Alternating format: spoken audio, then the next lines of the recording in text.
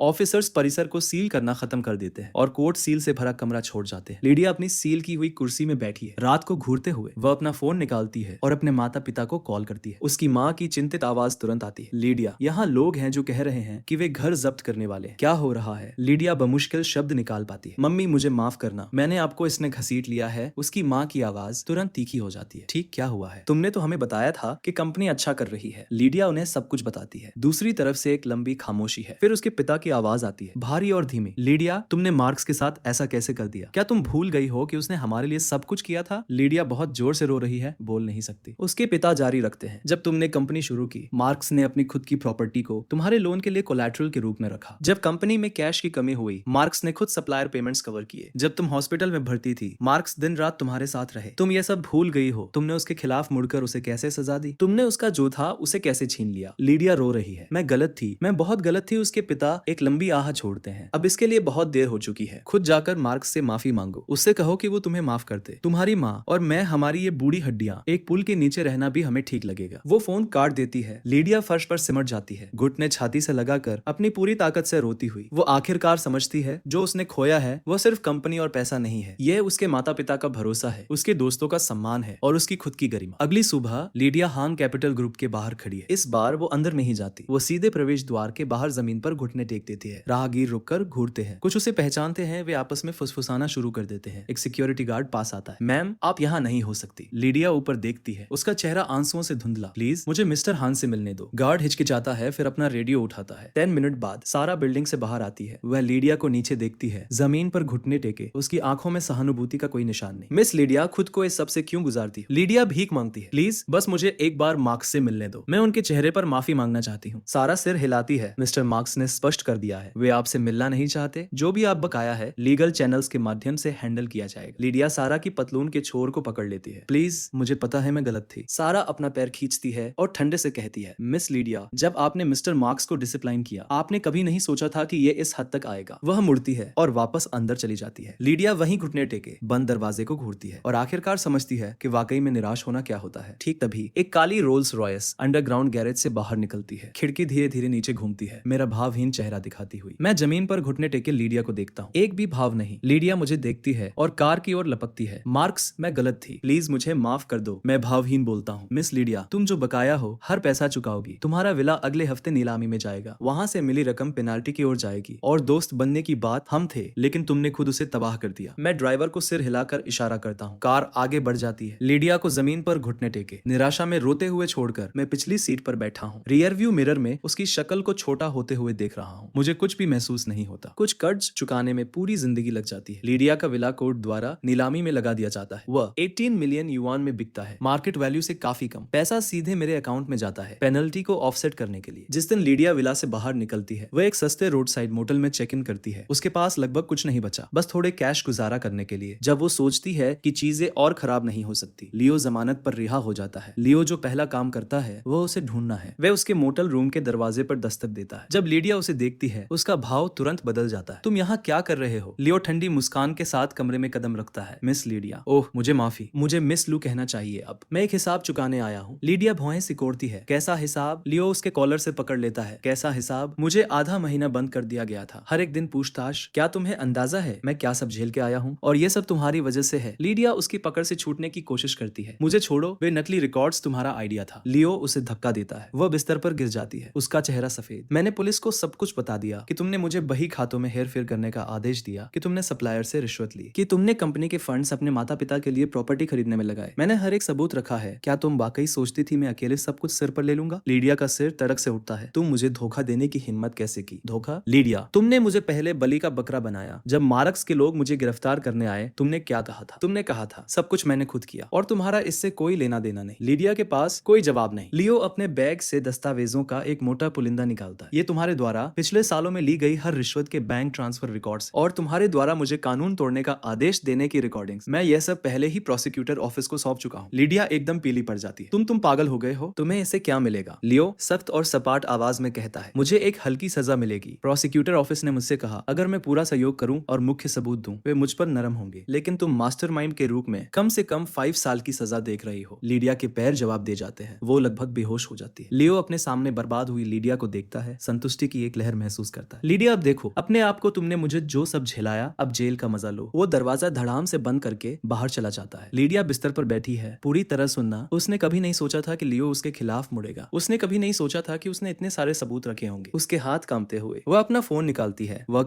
कोई भी किसी को फोन करना चाहती है, लेकिन उसकी कॉन्टेक्ट लिस्ट में एक भी इंसान नहीं बचा जो मदद कर सके। तभी दरवाजे पर दस्तक होती है। लीडिया सोचती है कि लियो वापस आया है। वह कांपते हाथों से दरवाजा खोलती है और बाहर यूनिफॉर्म में 2 प्रोसिक्यूटर खड़े दिखते हैं। वे अपने बैज दिखाते हैं। मिस लीडिया, हम सिटी प्रोसिक्यूटर ऑफिस से हैं। आप फिलहाल गबन, फाइनेंशियल रिकॉर्ड्स में हेरफेर, रिश्वतखोरी और कई अन्य आरोपों में संदिग्ध है। कृपया हमारे साथ चलें। लीडिया के पैर लड़खड़ाते हैं। वो सीधे घुटनों पर गिर जाती है। मैंने वाकई नहीं किया। मिस लीडिया, हमने पर्याप्त सबूत इकट्ठा किए हैं, जिसमें लियो की गवाही, सहायक दस्तावेज और भौतिक सबूत शामिल है। कृपया जांच में सहयोग करें, ये आपके लिए बेहतर रहेगा। लीडिया को प्रोसिक्यूटर ऑफिस की पूछताछ कक्ष में ले जाया जाता है। प्रोसिक्यूटर सबूतों का एक ढेर उसके सामने टेबल पर रख देता है। मिस लीडिया, ये लियो द्वारा दी गई सामग्री है, देख लीजिए। ये आपकी खुद की लिखावट में साइन किया गया नकली फाइनेंशियल स्टेटमेंट है। ये आपके रिश्वत भुगतान का बैंक रिकॉर्ड है। ये आपके द्वारा लियो को कानून तोड़ने का निर्देश देने की रिकॉर्डिंग है। अपने बचाव में कुछ कहना चाहेंगी? लीडिया सबूतों को घूरती है। वह पूरी तरह बिखर जाती है। सब कुछ जो वो सोचती थी दबा हुआ और छिपा हुआ है, अब खुले में बिछा है। वो आखिरकार समझती है, लियो शुरू से ही खुद को बचा रहा था, हमेशा बाहर निकलने का रास्ता रख रहा था। प्रोसिक्यूटर जारी रखता है, लियो की गवाही के अनुसार आप इन सभी अवैध गतिविधियों को निर्देशित कर रही थी। वह सिर्फ आदेश का पालन कर रहा था। अगर आरोप साबित हुए तो आप 5 से 10 साल की जेल की सजा देख रही है। लीडिया पूरी तरह कांप रही है। नहीं, ऐसा नहीं हुआ था। हमने ये सब साथ मिलकर प्लान किया था। सिर्फ मैं नहीं थी। प्रोसिक्यूटर सिर हिलाता है, लेकिन सबूत दिखाते हैं कि हर फैसले के दस्तावेज पर आपके हस्ताक्षर है। पैसे का हर एक फ्लो अंततः आप तक पहुंचता है। लियो सिर्फ आदेश पालन करने वाला था। लीडिया आखिरकार समझती, लियो ने उसे पूरी तरह बेच दिया है। उसने सहयोग करने वाले गवाह की भूमिका का इस्तेमाल करके अपने लिए हल्की सजा खरीदी। वो चीखती है, मैं मार्कस से मिलना चाहती हूँ। उसने ये सब प्लान किया। उसने जानबूझकर लियो को मेरे खिलाफ किया। मिस लीडिया, कृपया शांत हो। मिस्टर हान सिर्फ एक लेनदार है जो अपना हक मांग रहे हैं। कर्ज वसूलना पूरी तरह कानूनी है। आपके और लियो के बीच जो हुआ वह पूरी तरह आपका अपना मामला है। लीडिया वापस कुर्सी में धंस जाती है। आंसू उसके चेहरे से बहते हैं। वो आखिरकार समझती है, मार्क्स को कभी उस पर एक उंगली भी नहीं रखनी पड़ी। उसे बस एक छोटा सा धक्का देना था। वो और लियो खुद ही एक दूसरे को फाड़ डालेंगे। और अब उसने न केवल सब कुछ खो दिया, वो जेल की ओर भी जा रही है। इसी बीच हान कैपिटल ग्रुप हेडक्वार्टर्स में सारा रिपोर्ट देने आती है। सर, लियो ने खुद को सरेंडर कर दिया। लीडिया को औपचारिक रूप से जांच के दायरे में रखा गया है। मैं शांत सिर हिलाता हूँ। जैसी उम्मीद थी, लियो जैसा कोई खुद को बचाने के लिए कुछ भी करेगा। सारा मुस्कुराती है। सर, यह एक शानदार चाल थी। आपको कुछ भी नहीं करना पड़ा। वे खुद ही एक दूसरे को तबाह कर गए। मैं अपनी चाय उठाता हूँ। बस यही मानव स्वभाव है। जब उनके हित एक थे, वे सबसे अच्छे दोस्त थे, लेकिन जब आपदा आई, सब कुछ जो वे कर सकते थे एक दूसरे को बेच देना था। सारा पूछती है, अगला कदम क्या है? मैं अपना कप रखता हूँ, आंखें ठंडी। हम इंतजार करेंगे। हम तब तक इंतजार करेंगे जब तक लीडिया अपनी हर आखिरी उम्मीद जला ना दे, जब तक वो एकदम तली में न पहुंच जाए। फिर हम आखिरी वार करेंगे। सारा पूरी तरह समझते हुए सिर हिलाती है। मैं खड़ा होता हूँ और खिड़की की ओर जाता हूँ। लीडिया और लियो का एक दूसरे के खिलाफ मुड़ना, बदला लेने के इस बड़े नाटक में बस एक छोटा सा सीन है। असली अंत अभी आना बाकी है। लीडिया के जमानत पर छूटने के बाद वह एक भूत की तरह दुनिया में घूमती है। प्रोसिक्यूटर ऑफिस ने उसे अभी के लिए जाने दिया है, लेकिन केस अभी भी खुला है। उस पर किसी भी पल औपचारिक आरोप लग सकते हैं। वह एक सस्ते मोटल में रह रही है, इंस्टेंट नूडल्स पर गुजारा कर रही है, अपने फोन में बचे कुछ हजार युआन को घूरती हुई और गहरी निराशा में डूबती हुई। और फिर उसे एक अनजान नंबर से फोन आता है। एक मध्यम आयु वर्ग के आदमी की आवाज। मिस लीडिया, मैं आपके कॉलेज क्लासमेट जांग वेई का कजिन हूँ। मैंने सुना आप मुश्किल दौर से गुजर रही है। मैं विदेश में कुछ बिजनेस चलाता हूँ और अगर आप रुचि रखती हो, मेरे पास एक पोजीशन खाली है, 50,000 युआन महीना। लीडिया हिचकिचाती है। सच में? बिल्कुल। जांग वेई ने मुझे आपके बारे में बताया है। उसका कहना है आप बहुत सक्षम है। मुझे संयोग से मैनेजमेंट अनुभव वाले किसी की जरूरत है। सोच लीजिए, अगर आप तैयार हो, मैं आपके लिए वीजा हैंडल कर सकता हूँ और फ्लाइट भी मैं कवर करूंगा। लीडिया एक उम्मीद की चिंगारी महसूस करती है। वो देश में नहीं रह सकती। लेनदार हर जगह है। हर कोई जिसे वो देखती है ऐसा लगता है जैसे उस पर हंस रहे हो। अगर वो बस बाहर निकल जाए, कम से कम इन सबसे भाग सकती है और नए सिरे से शुरू कर सकती है। वो दांत भींचती है। ठीक है, मैं जाऊंगी। दूसरी पार्टी फ्लाइट और वीजा जल्दी अरेंज कर देती है। वे 3 दिनों में एयरपोर्ट पर मिलने के लिए सहमत होते हैं। लीडिया पैकिंग शुरू करती है। उसके पास ज्यादा नहीं है, बस कुछ कपड़ों की बदलाव। कंपनी अकाउंट में बची हुई 8 लाख युआन बैचों में कई निजी अकाउंट्स में ट्रांसफर की जाती है। वह खुद से कहती है, कम से कम यह उसे विदेश में कुछ शुरू करने के लिए देगा। जो वह नहीं जानती, मेरी टीम हर एक लेन देन की निगरानी कर रही है। सारा सारा सर्विलांस रिपोर्ट देखती है और ठंडे से हंसती है। सर, लीडिया पैसे ट्रांसफर कर रही है, लगता है वो देश छोड़ने की योजना बना रही है। मैं कहता हूँ उसे करने दो, जितना ज्यादा वो ट्रांसफर करेगी उतने भारी आरोप। क्या हमें उसे अभी रोकना चाहिए? मैं सिर हिलाता हूँ, अभी नहीं, उसे विश्वास करने दो कि वो भाग सकती है, फिर हम उसे आखिरी पल पर वापस खींचेंगे। उम्मीद से निराशा में गिरने की वो भावना सबसे दर्दनाक चीज है। 3 दिनों बाद लीडिया अपने सामान के साथ एयरपोर्ट पहुंचती है। वह मास्क और सनग्लासेस पहने, पहचाने जाने से डरती हुई। उसके हाथ चेक इन काउंटर पर कांपना बंद नहीं करते। वो उम्मीद करती रहती है कि कोई बाहर आएगा और उसे पकड़ लेगा, लेकिन सब कुछ सुचारू रूप से होता है। वो अपना बोर्डिंग पास ले लेती, बिना किसी समस्या के सिक्योरिटी पार कर लेती। वो डिपार्चर लाउंज में बैठ जाती, अपने फोन पर बोर्डिंग टाइम को देखती हो। लंबे समय बाद पहली बार वो सांस बाहर छोड़ती है। आधा घंटा बचा है। एक बार मैं उस प्लेन में चढ़ी, मैं आजाद हूँ। और फिर इंटरकॉम पर आवाज आती है, क्या मिस लीडिया कृपया सर्विस डेस्क पर जाएं, आपके लिए एक अर्जेंट मामला है जिस पर आपके ध्यान की जरूरत है। लीडिया का पेट गिर जाता है, लेकिन वो खुद को वहां जाने के लिए मजबूर करती है। डेस्क पर मौजूद स्टाफ मेंबर उसे देखता है, फिर इंटरकॉम बटन दबाता है। सेकंड्स बाद कई पुलिस ऑफिसर बाहर निकलते हैं। लीड ऑफिसर अपना बैज दिखाता है। मिस लीडिया, आप फ्रॉडुलेंट एसेट ट्रांसफर और कर्ज की जिम्मेदारियों से बचने के संदेह में हैं। कृपया हमारे साथ चलें। लीडिया के चेहरे से रंग उड़ जाता है। मैंने कुछ नहीं किया, मैं सिर्फ काम के लिए विदेश जा रही हूँ। ऑफिसर शांत रहता है। मिस लीडिया, हमें एक रिपोर्ट मिली है, आपने जमानत पर छूटे हुए फंड्स ट्रांसफर किए और देश से भागने की कोशिश की। यह कोर्ट की डिटेंशन ऑर्डर है, कृपया सहयोग करें। ऑफिसर उसकी कलाइयों पर हथकड़ियां लगा देता है। लीडिया पूरी तरह बिखर जाती है। वह संघर्ष करती है और चीखती है, मैं भाग नहीं रही थी, मैं काम के लिए जा रही थी, आप मेरे साथ ऐसा नहीं कर सकते। चारों ओर यात्री रुक कर घूरते हैं, कुछ अपने फोन निकालकर रिकॉर्ड करने लगते हैं। बिना एक और शब्द के लीडिया को एयरपोर्ट पुलिस स्टेशन ले जाया जाता है। वह पूछताछ कक्ष में बैठती है, सिर से पैर तक कांपती हुई। ऑफिसर टेबल पर एक दस्तावेज रख देता। मिस लीडिया, ये पिछले 3 दिनों का आपका ट्रांजैक्शन रिकॉर्ड है। आपने कंपनी अकाउंट से 8 लाख युआन कई ट्रांसफर्स में 5 अलग अलग निजी अकाउंट्स में ट्रांसफर की। फिर आपने एक इंटरनेशनल फ्लाइट टिकट खरीदा और आप कह रही है आप भाग नहीं रही थी। लीडिया बहस करती है, वह पैसा मेरा है, मुझे उसे इस्तेमाल करने का पूरा हक है। ऑफिसर उसे काट देता है, वह पैसा कंपनी अकाउंट का है। कंपनी फिलहाल बैंकरप्सी लिक्विडेशन में है, सभी फंड्स कर्ज चुकाने की ओर जाने चाहिए। वह पैसा खुद से ट्रांसफर करना पहले से ही फ्रॉडुलेंट एसेट ट्रांसफर है। लीडिया कुर्सी में धंस जाती है और चुप हो जाती है। आप फिलहाल जमानत पर रिहा है। आपकी रिहाई की शर्तों के तहत आपको शहर छोड़ना मना है। आप इंटरनेशनल फ्लाइट टिकट खरीदती है भागने की कोशिश में। यह आपकी जमानत की शर्तों का गंभीर उल्लंघन है। प्रोसिक्यूटर ऑफिस ने आपको औपचारिक रूप से गिरफ्तार करने का फैसला किया है। जिस पर लीडिया गिरफ्तार शब्द सुनती है, वो पूरी तरह सुन्न हो जाती है। वो रोने लगती है, नहीं, आप मुझे गिरफ्तार नहीं कर सकते, मैं वाकई सिर्फ काम के लिए जा रही थी। ऑफिसर सिर हिलाता है, मिस लीडिया, आप जो भी कहें, अब कुछ नहीं बदलता, सबूत साफ, अपने लिए नतीजे की तैयारी कर लीजिए। इसी बीच मैं अपने ऑफिस में दस्तावेजों पर नजर डाल रहा हूँ। सारा अंदर आती है, सर, लीडिया को एयरपोर्ट पर गिरफ्तार कर लिया गया है। मैं अपनी पेन रख देता हूँ और पीछे झुकता हूँ। वे तथाकथित ओवरसीज जॉब अपॉर्चुनिटी मैंने अरेंज की थी। मैं चाहता था वो यकीन करे कि वो भाग सकती है और फिर आखिरी पल में हर आखिरी उम्मीद को चकनाचूर कर दो। सारा मुस्कुराती है, सर, यह चाल बिल्कुल शानदार थी। मैं अपनी कुर्सी में पीछे झुकता हूँ। जब लीडिया ने मुझे डिसिप्लिन किया, उसने मुझे पूरी कंपनी के सामने अपमानित किया। अब मैं उसकी रेपुटेशन को पूरी दुनिया के सामने तबाह करने वाला हूँ। सारा सिर हिलाती है। एयरपोर्ट पर काफी लोगों ने इसे वीडियो में कैद किया है, शायद जल्द ही ये पूरे इंटरनेट पर फैल जाएगा। अच्छा, सब देख लें कि उन लोगों के साथ क्या होता है जो मुझे धोखा देते हैं। वाकई 1 घंटे के भीतर लीडिया की एयरपोर्ट पर गिरफ्तारी का वीडियो पूरे इंटरनेट पर फैल जाता है। वो हथकड़ियों में है, पुलिस द्वारा खींची जा रही है, सबके सामने अपमानित। राहगीर इशारा करते हैं और घूरते हैं। कमेंट सेक्शन फट पड़ता है, क्या यह लिव वेंचर्स की ओनर नहीं है? उसने बहियों में हेर फेर किया और फिर भागने की कोशिश की। वो इसकी हकदार है। इतना पैसा कर्ज में है और फिर भी भागने की कोशिश करती है। बिल्कुल बेशक, मैंने सुना उसने उस शख्स को ही डिसिप्लिन किया जिसने उसे बनाने में मदद की थी। ऐसे लोग जेल में होने चाहिए। लीडिया डिटेंशन सेल की सलाखों के पीछे बैठी अपने फोन पर हर कमेंट्स पढ़ती हुई। आंसू रुकते ही नहीं। वह आखिरकार समझती है मार्क सिर्फ उसका करियर और उसकी दौलत तबाह नहीं करना चाहता, वो उसका नाम तबाह करना चाहता है। वो ये सुनिश्चित करना चाहता है कि वो कभी उबर ना पाए, और ये सब कुछ हर एक बीट उसने खुद अपने ऊपर लाया है। लीडिया के औपचारिक रूप से गिरफ्तार होने के बाद लियो सोचता है कि वह आखिरकार सुरक्षित है। उसने प्रोसिक्यूटर ऑफिस के साथ पूरी तरह सहयोग किया, सब कुछ सौंप दिया और बदले में हल्की सजा का वादा मिला। प्रोसिक्यूटर्स ने उसे बताया, जब तक वो सहयोग करता रहेगा ज्यादा से ज्यादा उसे 2 साल की सस्पेंडेड सेंटेंस मिलेगी, कोई जेल की सजा नहीं। लियो चुपके से खुद से खुश है। वो सोचता है उसने बचा लिया है। वह अपने पुराने अपार्टमेंट से बाहर चला जाता है। जो थोड़े पैसे उसके पास बचे हैं उससे वो सबर्ब्स में एक छोटा सा कमरा किराए पर लेता है और नीचे प्रोफाइल रखने की योजना बनाता है। चीजें शांत होने का इंतजार करता है। उस शाम लियो ने अभी एक कटोरी इंस्टेंट नूडल्स खत्म किया है, तभी दरवाजे पर दस्तक होती है। वह चिपहोल से झांकता है। बाहर सूट में 2 आदमी खड़े। वे सामान्य लोग नहीं लगते। लियो जम जाता है, सोच में पड़ जाता है कि दरवाजा खोले या नहीं। सारा की आवाज दरवाजे के पार से आती है, मिस्टर लियो, मैं दृढ़ता से सुझाव दूंगी कि आप सहयोग करें। कुछ चीजें आमने सामने बात करना बेहतर है। लियो दांत भींचता है और दरवाजा खोल देता है। सारा 2 बॉडीगार्ड बॉडीगार्ड्स के साथ अंदर आती है। वह छोटे से कमरे में चारों ओर देखती है, होठों पर हल्की सी मुस्कान। मिस्टर लियो, लगता है चीजें आपके लिए अच्छी नहीं चल रही है। लियो खुद को शांत रखने की कोशिश करता है। सारा, मिस्टर मार्क्स मुझसे क्या चाहते हैं? सारा कमरे की इकलौती कुर्सी पर बैठ जाती है और पैर क्रॉस कर लेती है। कुछ खास नहीं, बस थोड़ी बात। मिस्टर लियो, क्या आप वाकई सोच रहे थे कि लीडिया को बेचना आपको बचा लेगा? लियो का भाव बदलता है। मैं आप भूल गए, आपने मिस्टर मार्क्स का सिग्नेचर फोर्स किया था। आपने कंपनी के फंड्स डाइवर्ट किए थे। क्या आप वाकई सोच रहे थे? हमें पता नहीं था। लियो पूरी तरह जम जाता है। सारा बॉडीगार्ड को प्रोजेक्टर ऑन करने का इशारा करती है। दस्तावेज एक एक करके दीवार पर दिखने लगते हैं। यह असली दस्तावेज है जहां आपने मिस्टर मार्क्स का सिग्नेचर फोर्स किया था। हमने हैंडराइटिंग एनालिसिस करवाया है। ये 5 मिलियन युआन का पूरा ट्रांजैक्शन रिकॉर्ड है जो आपने चुपके से डाइवर्ट किए थे। ये सप्लायर से आपके रिश्वत लेने की रिकॉर्डिंग है। वे कोर्ट में गवाही देने को तैयार। लियो सबूतों को घूरता है। तुरंत ठंडा पसीना उसकी कमीज को भिगो देता है। सारा जारी रखती है, मिस्टर लियो, क्या आप वाकई सोच रहे थे कि सारा दोष लीडिया पर डालने से आप बच जाएंगे? कितने भोले हैं आप। सिर्फ यह सबूत, सिर्फ फोर्स सिग्नेचर आपको 3 साल या उससे ज्यादा जेल दिलाने के लिए काफी है। लियो के पैर जवाब दे जाते हैं। वो जमीन पर गिर जाता है। नहीं, यह असंभव है। प्रोसिक्यूटर ऑफिस ने कहा जब तक मैं सहयोग करूं वे मुझ पर नरम होंगे। सारा ठंडी हंसी देती है। आप पर नरम वह तब था जब आपका सिर्फ एक आरोप एम्बेजलमेंट था, लेकिन उसमें फोर्स सिग्नेचर, फंड डाइवर्जन और ब्राइवरी जोड़ दे और आप अभी भी सोच रहे हैं वे नरम होंगे। लियो पूरी तरह टूट जाता है। वो सारा के पैरों तक रेंगता है, रोता हुआ, सारा प्लीज मुझे छोड़ दो, मुझे वाकई पता है मैंने गलत किया। सारा घृणा में अपनी टांग पीछे खींच लेती है। लियो, तुम कॉन्फ्रेंस रूम में इतने घमंडी थे, तुमने सोचा तुम चालाक हो, लीडिया के भरोसे का इस्तेमाल करके ऊपर चढ़ गए और अब देखो खुद को, तुम दूसरी नजर डालने लायक भी नहीं हो। लियो जमीन पर घुटने टेके बार बार अपना सिर जमीन पर पटक रहा है। मैं गलत था, मैं वाकई वाकई गलत था, प्लीज मिस्टर मार्क्स से कहो मुझे माफ कर दे। सारा खड़ी हो जाती है, तुम्हें माफ करे? लियो, क्या तुम्हें याद है तुमने एक बार क्या कहा था? व्यवहार जो कंपनी के हित को नुकसान पहुंचाए बर्दाश्त नहीं किया जा सकता। वही तुम्हारे शब्द थे, है ना? लियो पूरी तरह कांप रहा है, वो बोल नहीं पाता। सारा ठंडे से कहती है, मिस्टर मार्क्स चाहते थे मैं तुम्हें बताऊं जो कुछ भी तुमने उनके साथ किया वह दोगुना होकर तुम्हारे पास लौटेगा। ये सबूत कल प्रोसिक्यूटर ऑफिस को जाता है। तुम यहाँ बैठे रहो और न्याय का सामना करने का इंतजार करो। इतना कहकर सारा मुड़ती है और बाहर चली जाती है। लियो जमीन पर घुटने टेके बंद होते दरवाजे को घूरता है। वो पूरी तरह खोखला महसूस करता है। वो उस दिन की कॉन्फ्रेंस रूम की याद करता है जब वो कितने घमंड से खड़ा था और मार्क्स पर इल्जाम लगा रहा था। कितने अहंकार से वो मार्क्स के ऑफिस में घुसा था। अब पीछे मुड़कर देखे तो वो कितना हास्यास्पद था, कितना मूर्ख। इसी बीच मैं अपने ऑफिस में दस्तावेज साइन कर रहा हूँ। सारा रिपोर्ट देती है, सर लियो को प्रोसिक्यूटर ऑफिस द्वारा औपचारिक रूप से दोबारा चार्ज किया गया है। उम्मीद है उसे 5 से 7 साल मिलेंगे। उसे आभारी होना चाहिए, आपने और आगे नहीं बढ़ाया। आप बहुत दयालु हैं सर। मैं अपनी पेन रख देता हूँ और सपाट से कहता हूँ, दयालु। मुझे बस लगता है उसे जेल में सड़ता और सब कुछ पछताता देखना जल्दी खत्म करने से। लीडिया के बारे में क्या? मैं खड़ा होता हूँ और खिड़की की ओर जाता हूँ। उसकी कहानी अभी खत्म नहीं हुई। बाहर सूरज डूब रहा है, पूरा शहर सुनहरी रोशनी में नहा रहा है, लेकिन उस चमक के नीचे अनगिनत लोग संघर्ष कर रहे हैं और तड़प रहे हैं। लीडिया और लियो, उनमें से बस 2 सबसे छोटे हैं। मैं शहर को देखता हूँ, होठों के कोने पर ठंडी मुस्कान खिंचती है। खेल खत्म नहीं हुआ,